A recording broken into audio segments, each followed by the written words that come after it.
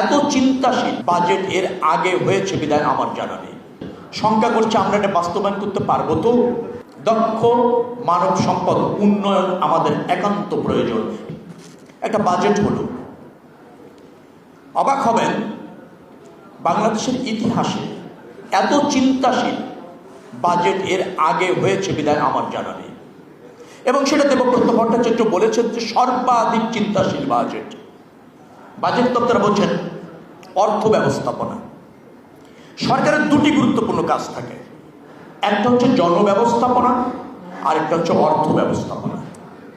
অর্থ ব্যবস্থাপনার যদি সুফল মানুষ পায়, ওই সরকার প্রায় 80% সফল হয়ে যায়। তার জন্য একটা চিন্তাশীল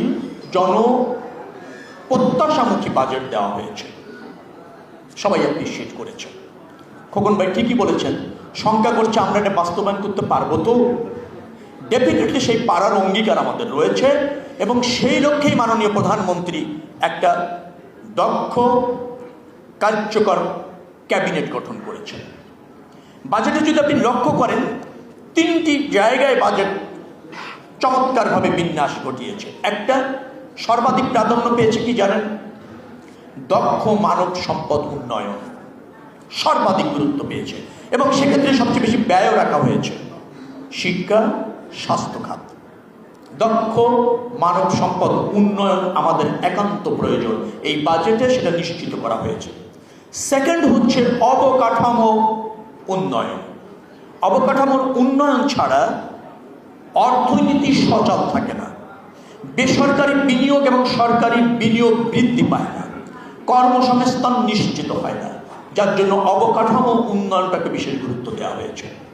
আরেকটা হচ্ছে সামাজিক সুরক্ষা, অর্থাৎ প্রান্তিক মানুষকে সুরক্ষা দেওয়ার জন্য এই বাজেটে বরাদ্দ রাখা হয়েছে এবং তার বিন্যাস করা হয়েছে যাতে প্রান্তিক মানুষ এই রাষ্ট্রের তার অধিকার নিশ্চিত হয়, তার ভালোভাবে এই রাষ্ট্রে বেঁচে থাকার সুযোগগুলি অবাধভাবে ত্বরান্বিত থাকে, সেটা করা হয়েছে।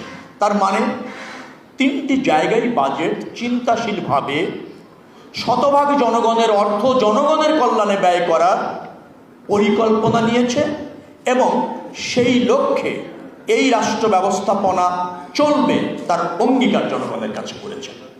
যার ফলে আমি বলতে পারি যে বাংলাদেশের ইতিহাসে যে কোনো সময়ের চেয়ে চিন্তাশীল এবং জন আকাঙ্ক্ষার বাজেটের সফল হতেই হবে।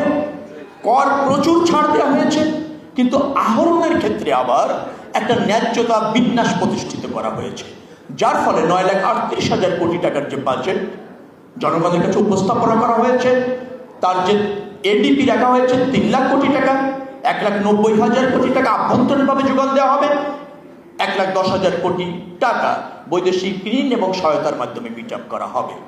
অর্থাৎ আমাদের এডিপি এবং অনুন্নয়ন ব্যয়, রাষ্ট্র ব্যবস্থাপনার ব্যয়ের মধ্যে যে সামঞ্জস্য রাখা হয়েছে, অর্জিত বা আয়ের অর্থ ব্যয়ের ক্ষেত্রে, সেটা সত্যি একটা বিচক্ষণতার পরিচয়, একটা দূরদর্শিতার পরিচয়, একটা জনবান্ধব অর্থ ব্যবস্থাপনার সুস্পষ্ট নিদর্শন। যার ফলে আমি মনে করছি যে দায়িত্ব আপনারা আমাদের উপর দিয়েছিলেন এদেশের জনগণ, তা জননেতা তারেক রহমানের সরকার সঠিক ট্র্যাকে থেকে সঠিকভাবে নিশ্চিত করতে চলেছে।